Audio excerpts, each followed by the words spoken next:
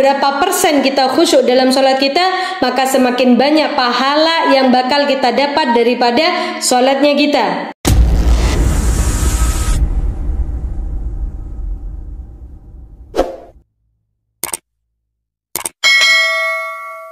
Bismillahirrahmanirrahim. Qad aflahal mu'minun. Sungguh beruntung orang-orang yang beriman. Siapa mereka? Alladzina hum fi salatihim khashi'un.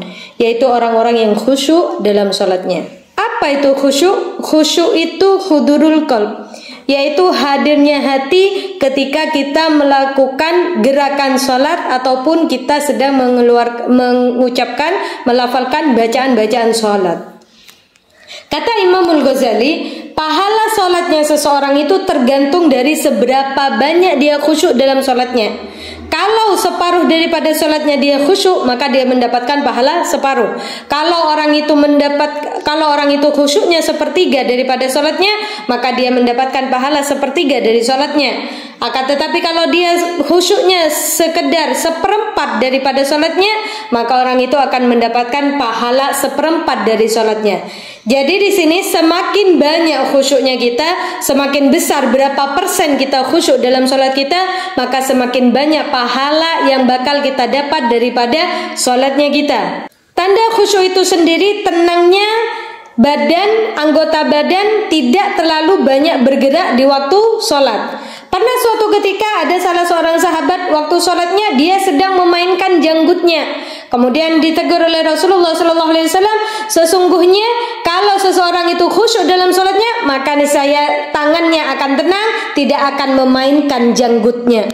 Jadi di sini tanda khusyuknya sholatnya kita salah satunya dengan tenangnya badan kita. Lalu bagaimana caranya kita khusyuk supaya sholat kita semakin baik? Karena khusyuk dalam sholat itu sangat-sangat penting. Jadi di sini kita akan belajar bagaimana caranya supaya sholat kita lebih khusyuk daripada sebelumnya. Supaya apa? Sholatnya kita semakin baik, kualitasnya juga semakin baik, dan pahalanya pun semakin banyak yang bakal kita dapatkan. Di antaranya caranya supaya kita bisa khusyuk dalam sholat. Yang pertama, khusyuk dalam wudhu. Karena wudhu itu pintu untuk menuju sholat.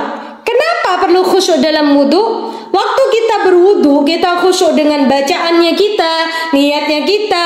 Ketika kita membasuh anggota badan kita, itu akan membuat efek sholatnya kita lebih khusyuk daripada sebelumnya. Karena pintunya sholat itu dengan wudhu. Jadi dari mulai wudhu kita udah berusaha untuk khusyuk. Yang kedua, waktu kita mau menghadap kepada Allah Subhanahu wa taala, waktu kita mau sholat udah menghadap ke kiblat, hadirkan di hati kita bahwasanya waktu sholat kita nih menghadap siapa?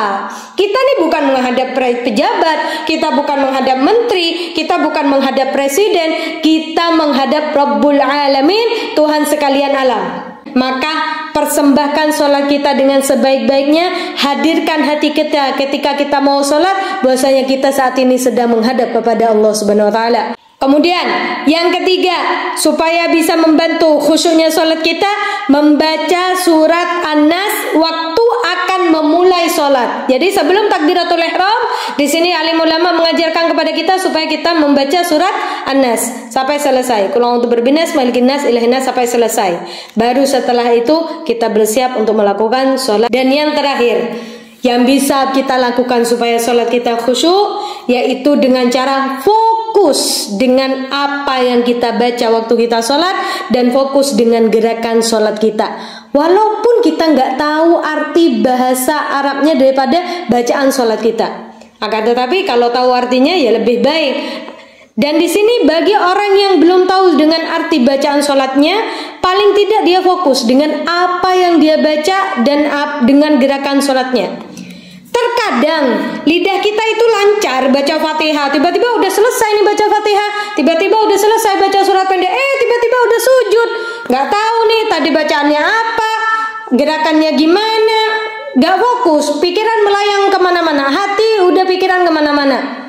Karena apa? Karena lidah kita udah terlatih, udah hafal, dengan gerakan sholatnya hafal, bacaannya pun hafal. Lalu bagaimana cara mensiasatinya? Ketika kita teringat waktu kita lalai seperti itu, kita lupa dengan bacaan sholat kita tarik lagi untuk fokus. Tarik lagi untuk fokus dengan bacaannya, dengan gerakannya.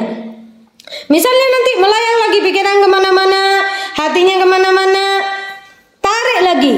Usahakan untuk fokus. Kalau kita sudah berusaha seperti itu, setiap mau lalai, setiap mau pikiran kemana-mana, kita tarik untuk fokus, maka kita akan menjadi terbiasa untuk khusyuk. Dan insya Allah salat-salat kita yang selanjutnya akan lebih baik lagi. Jadi ketika tidak fokus, jangan diteruskan.